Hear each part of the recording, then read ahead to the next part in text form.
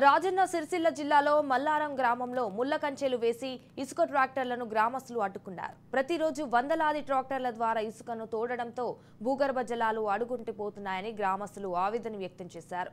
ప్రభుత్వ పనులకు మల్లారం నుండి ఇసుక రవాణా కోసం దాదాపు 100 ట్రిప్పులకు రూరల్ ఎంఆర్ఓ అనుమతి ఇవ్వడంతో ట్రాక్టర్ల ద్వారా ఇసుకను తరలిస్తుండగా ట్రాక్టర్లను గ్రామస్తులు అడ్డుకున్నారు. సమాచారం అందుకున్న పోలీసులు సంఘటన స్థలానికి వచ్చి నచ్చజెప్పే ప్రయత్నం చేయగా పోలీసులకు ట్రాక్టర్ యజమానులకు మధ్య వాగ్వాదం జరిగింది. వెంటనే పోలీసులు ట్రాక్టర్లోని ఇసుకను ఖాళీ చేయించారు. ఇప్పటికైనా రెవెన్యూ అధికారులు తమ గ్రామం నుండి ఇసుక తీయకుండా చూడాలని గ్రామస్తులు కోరుతున్నారు.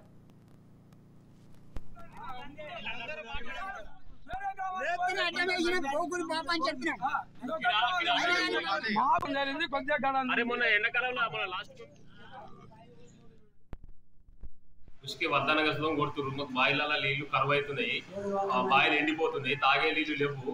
ఎంత చెప్పినా ఇంటలేరు. మేము అందరం కలిసి ఉసుకే బంద్ చేస్తాం.